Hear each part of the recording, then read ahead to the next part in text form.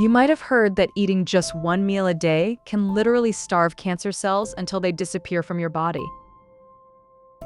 But if you follow that advice without knowing the full story, you could actually be making your cancer stronger and harder to treat. Every day, millions of people search for a natural way to beat the most feared disease on the planet. They look at fasting and one meal a day, or OMAD, as a secret weapon that doctors aren't telling them about. In this video, we are going to look at what the latest science actually says about fasting and cancer.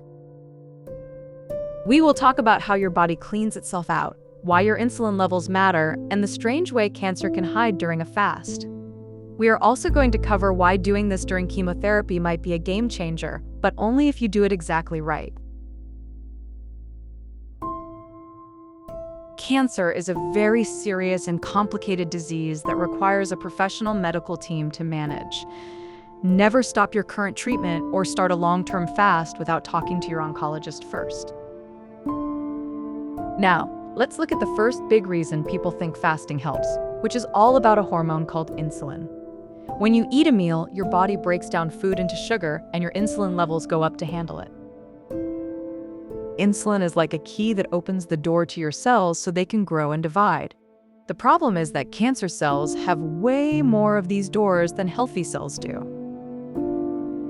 When your insulin is always high because you eat all day, you are essentially leaving the door wide open for cancer to grow. By eating just one meal a day, you keep your insulin levels very low for 23 hours at a time. Researchers have found that this also lowers something called insulin-like growth factor 1, or IGF-1. Think of IGF-1 as a loud command telling your cells to grow, build, and multiply as fast as possible. In certain types of cancer, like breast or prostate cancer, lowering this growth signal might help slow the disease down. However, lowering a growth hormone is not the same thing as killing a tumor that is already there. This brings us to the most famous word in the fasting world, which is autophagy. In 2016, a scientist named Yoshinori Ohsumi won a Nobel Prize for his work on this exact process. Autophagy literally means self-eating, and it is how your body cleans out broken parts and old proteins. When you do not eat for a long time, your cells start looking for trash to burn for energy. This is amazing for preventing cancer because it clears out the damaged parts that could eventually turn into a tumor. But here is the scary part that most people on the internet do not tell you about autophagy.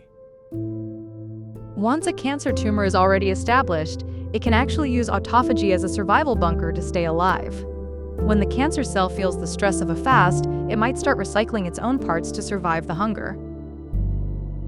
This is what scientists call the survival paradox, where something good for healthy cells becomes a shield for bad ones. This is why we cannot just say that fasting is a simple cure that works for every person every time.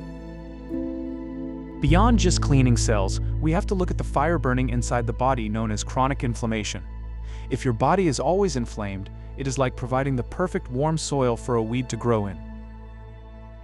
Fasting has been shown in many studies to lower markers of inflammation, like C-reactive protein and IL-6. By calming this internal fire, you're making your body a much less friendly place for cancer to thrive. People who practice OMAD often see their blood sugar stabilize and their dangerous belly fat start to melt away. Since obesity is linked to 13 different types of cancer, improving your metabolic health is a massive win. But we have to ask ourselves if it is the fasting itself or just the fact that these people are living healthier lives. Many people who fast also tend to exercise more, sleep better, and eat more whole foods when they do eat.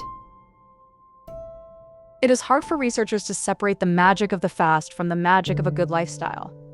Now we need to talk about the biggest challenge, which is how fasting interacts with active cancer treatment.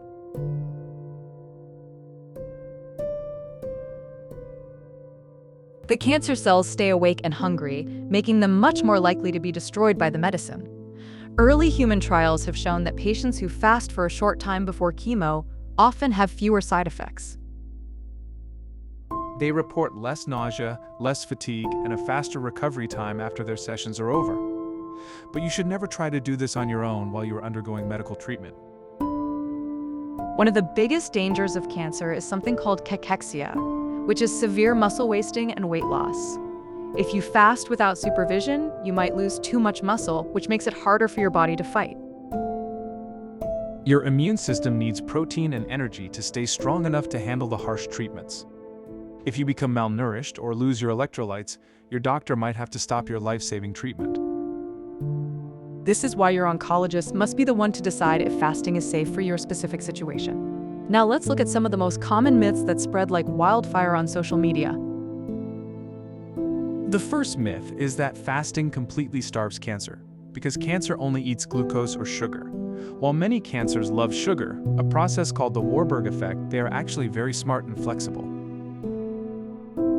If you take away their sugar, some cancers can switch to eating fats or even amino acids from your muscles.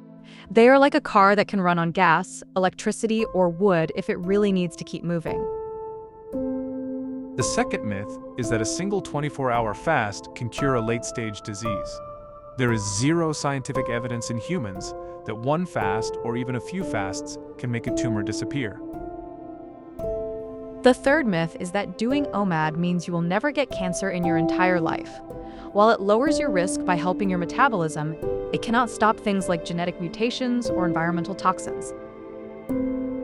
Even the healthiest people in the world can still get sick because biology is incredibly complex. Another big myth is that fasting is safe for every single person who wants to try it.